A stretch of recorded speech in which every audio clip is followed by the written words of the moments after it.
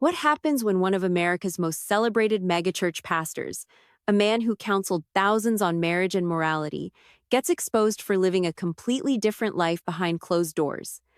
In January 2025, the Christian community was rocked to its core when shocking allegations surfaced about Pastor Dewey Smith, the charismatic leader of the House of Hope Atlanta.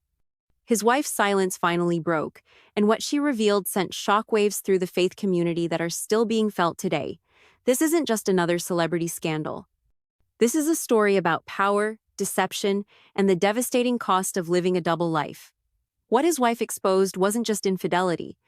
It was something far more complex, far more painful, and far more revealing about what can happen when the cameras turn off and the pulpit is empty. So buckle up, because the fall of Pastor Dewey Smith is a cautionary tale that goes deeper than anyone could have imagined. To understand the magnitude of this scandal, you need to understand who Dewey Smith was in the world of American Christianity. This wasn't some small-town preacher with a 100-person congregation. This was a man who had built an empire on the foundation of faith, family values, and dynamic preaching that could move thousands to tears. Born and raised in the church, Dewey Smith Jr. didn't just stumble into ministry, he was practically destined for it. From his early days, he demonstrated a gift for oratory that was nothing short of extraordinary. His preaching style was magnetic, blending traditional Baptist fire and brimstone with contemporary relevance and social consciousness.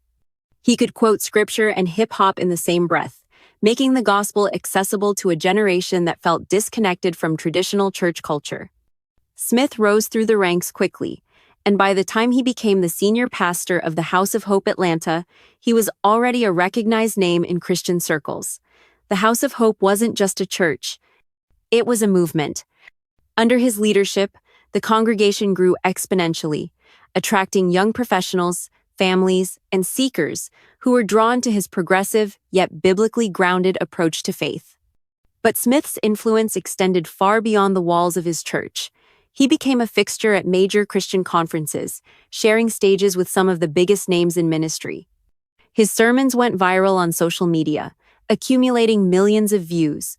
He authored books on relationships, spiritual growth, and purposeful living. He was frequently called upon to speak at marriage conferences, where he would preach passionately about the sanctity of marriage, the importance of fidelity, and the need for transparency in relationships. And then there was his marriage. Smith often spoke about his wife, referring to her as his partner, his rock, his greatest supporter. He would share anecdotes from their relationship during sermons, using their marriage as an example of what godly partnership should look like. To the outside world, they appeared to be the perfect pastoral couple, navigating ministry together with grace and unity. His social media presence was carefully curated to show a man of God who was relatable, relevant, and real. He dressed stylishly, spoke candidly about social issues, and wasn't afraid to address controversial topics from the pulpit. In many ways, he represented a new generation of Black church leadership, one that could bridge the gap between tradition and modernity. By all appearances, Dewey Smith had it all: a thriving ministry, a platform that reached millions, the respect of his peers, and a family that supposedly exemplified Christian values. But as we've learned time and time again, appearances can be devastatingly deceiving. The first cracks in the carefully constructed facade began to appear in late 2024, but it wasn't until January 2025 that everything came crashing down. The Christian blogosphere started buzzing with rumors, whispers of impropriety that Smith's team quickly tried to dismiss as baseless gossip and attacks from critics. But these rumors persisted, growing louder and more specific with each passing week. Then came the moment that changed everything. Smith's wife, who had remained largely private throughout his years of ministry, despite being referenced frequently in his sermons, finally broke her silence. The details of how this happened vary depending on the source, but what is clear is that she could no longer maintain the illusion that had been carefully constructed around their marriage and his ministry. According to multiple reports that emerged in the wake of the scandal, Smith's wife revealed that their marriage had been a performance for years. Behind the scenes, away from the cameras and the congregation, their relationship had deteriorated significantly. But this wasn't just about a struggling marriage. What she exposed went much deeper. She alleged that Smith had been living a double life, maintaining relationships and engaging in behaviors that directly contradicted everything he preached from the pulpit. While he counseled couples on faithfulness and integrity, he was allegedly involved in multiple affairs. While he preached about transparency and honesty, he was allegedly deceiving not just his wife, but his entire congregation about who he really was. But the allegations didn't stop at infidelity. Reports suggested that there were also questions about financial impropriety, with suggestions that ministry funds had been used inappropriately. There were claims about emotional manipulation, gaslighting, and the use of his position and influence to maintain control over those around him, including his wife. What made these revelations particularly devastating was the hypocrisy of it all. This was a man who had built his brand on authenticity and keeping it real. He had positioned himself as someone who understood the struggles of modern Christians, someone who could speak to the complexity of faith in the contemporary world. He had made a career out of calling out phoniness in the church, yet he was allegedly living the ultimate double life.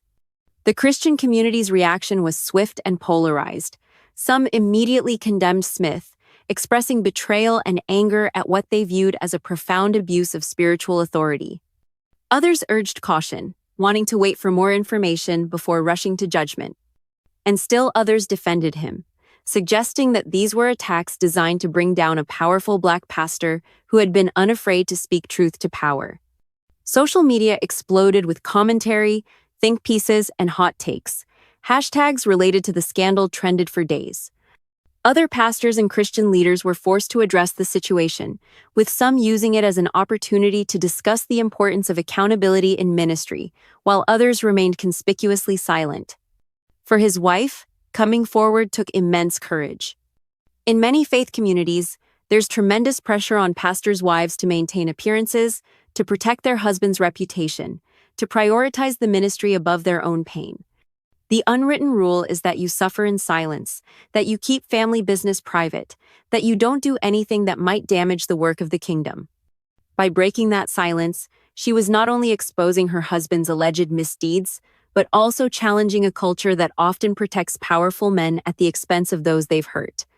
When the allegations first surfaced, Smith's initial response followed a familiar playbook that we've seen from countless public figures caught in scandal. There was silence at first. A strategic withdrawal from social media and public appearances, presumably while his team figured out how to handle the growing crisis. When he finally did address the situation, his statement was carefully worded, acknowledging that his marriage was going through difficulties while stopping short of confirming the specific allegations that had been made. He asked for privacy for his family during this challenging time and requested that his congregation continue to pray for them. But this measured response did little to quell the storm. The genie was out of the bottle, and people wanted answers. They wanted to know if the man who had counseled them through their darkest moments, who had officiated their weddings, who had baptized their children, had been lying to them all along. The House of Hope Atlanta found itself in an impossible position. Church leadership had to balance their loyalty to their pastor with their responsibility to the congregation and the integrity of the ministry. Reports indicated that there were emergency board meetings, tense discussions about the path forward, and divisions within the leadership about how to handle the situation. Some members of the congregation rallied around Smith, insisting that everyone deserves grace, and that his private struggles didn't negate the good work the ministry had done. They argued that the Bible itself is filled with flawed leaders whom God still used powerfully. They pointed to David's adultery, Moses' anger, Peter's denial, suggesting that even great men of God are not immune to failure. Others felt betrayed and angry. They argued that while everyone deserves grace, there's a difference between struggling with sin and systematically deceiving people while holding a position of spiritual authority. They pointed out that Smith hadn't just fallen into temptation. According to the allegations, he had been deliberately living a double life, preaching one thing while practicing another, using his position to manipulate and control. The controversy raised bigger questions about pastoral accountability, about the celebrity culture that exists in some corners of American Christianity, and about what happens when churches become so centered around one charismatic leader that there are no meaningful checks and balances on their behavior. Smith eventually stepped back from his pastoral duties, though whether this was voluntary or the result of pressure from church leadership remains unclear. The House of Hope Atlanta had to navigate the challenging process of healing and moving forward, trying to minister to a wounded and divided congregation while dealing with the very public nature of the scandal. The Dewey Smith scandal is about more than one man's alleged failures. It's a window into systemic issues that plague certain segments of American Christianity, particularly in megachurch culture. First, there's the issue of celebrity pastors and the cult of personality that can develop around charismatic leaders. When a church becomes too centered on one person, when that person's brand becomes synonymous with the ministry itself, it creates an environment where accountability becomes difficult, if not impossible. Who's going to challenge the person who is the face of the organization, who brings in the money, who fills the seats? This celebrity pastor culture also creates tremendous pressure to maintain appearances. The more famous you become, the more you have to lose if the truth comes out. And that pressure can lead to increasingly elaborate deceptions, to doubling down on the facade rather than coming clean. It creates an environment where image management becomes more important than integrity. Second, this scandal highlights the particular vulnerability of pastors' spouses, especially wives in more traditional or conservative church settings. In many faith communities, there's an expectation that the pastor's wife will be supportive, submissive, and silent about any problems in the marriage. She's expected to be the perfect first lady, to smile through the pain, to never do anything that might reflect poorly on her husband or the ministry. This creates a dynamic where abuse, whether emotional, financial, or otherwise, can continue unchecked. The victim feels trapped, knowing that speaking out could destroy not just a marriage but an entire ministry, affecting not just their family but hundreds or thousands of congregants who depend on that church. The spiritual and social costs of coming forward can feel insurmountable. Third, there's the question of what we expect from our spiritual leaders and how we respond when they fail to meet those expectations.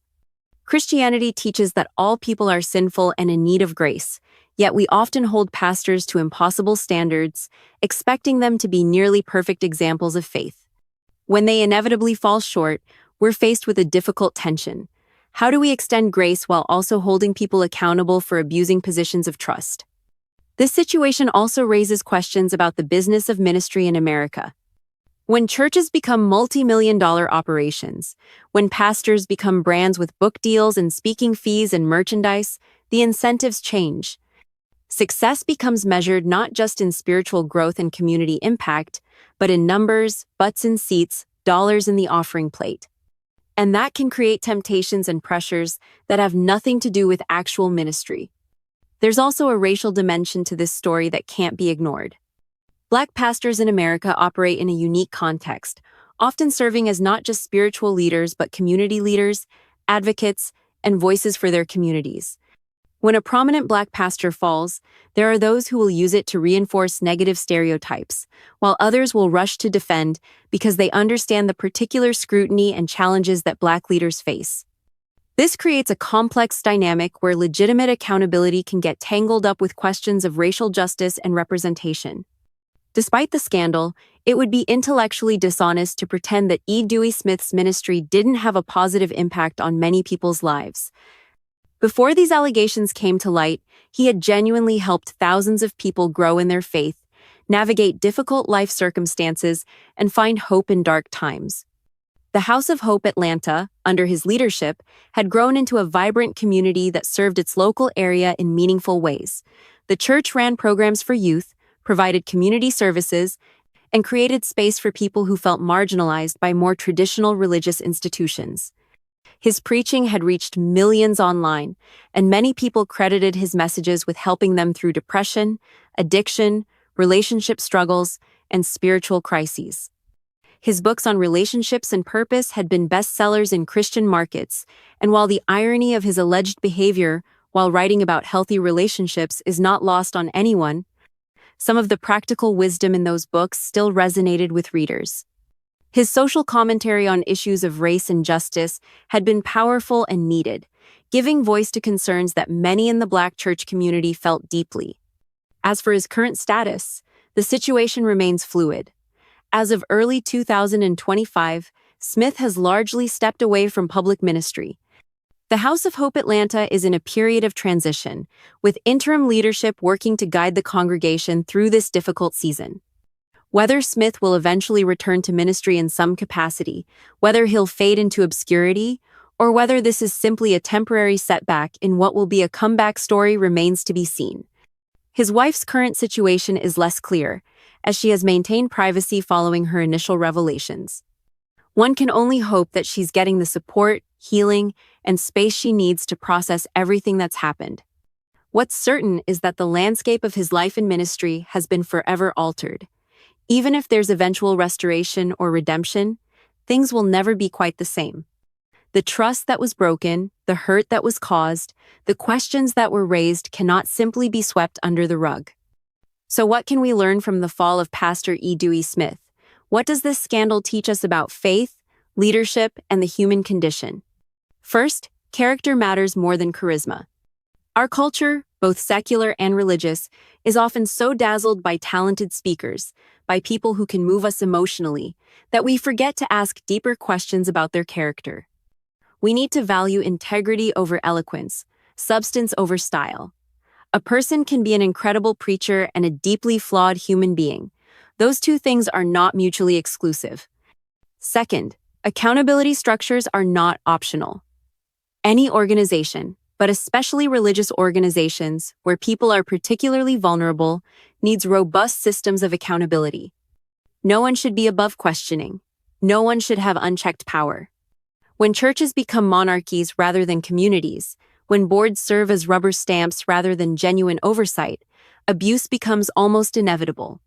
Third, we need to create cultures where truth-telling is valued over image management.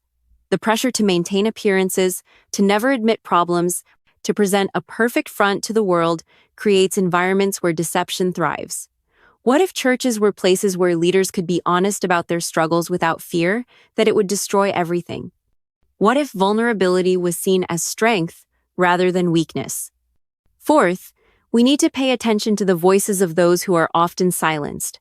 How many times do we later discover that people around a fallen leader knew something was wrong, but felt they couldn't speak up? We need to listen to the concerns of staff members, of spouses, of people on the margins who see things that those in the inner circle might miss or ignore. Fifth, we need to be careful about the messages we send about forgiveness and accountability. Christianity is built on grace and redemption, but grace doesn't mean no consequences. Forgiveness doesn't mean automatic restoration to positions of power and trust. We can extend compassion and mercy to someone while still recognizing that they've disqualified themselves from certain forms of leadership, at least for a season. Finally, this scandal reminds us that hurt people, and that unaddressed brokenness has a way of breaking others. Whatever led Smith to allegedly live this double life, whether it was unhealed trauma, unchecked ego, spiritual emptiness masked by religious performance, or something else entirely, the impact rippled out to affect countless other people. His wife, his children, his congregation, his staff, people who looked up to him, all became collateral damage in whatever internal war he was fighting. The story of Pastor Dewey Smith's alleged double life is still unfolding. As more information comes to light, as the people involved continue to process and heal, as the Christian community grapples with what this scandal means, we'll undoubtedly learn more.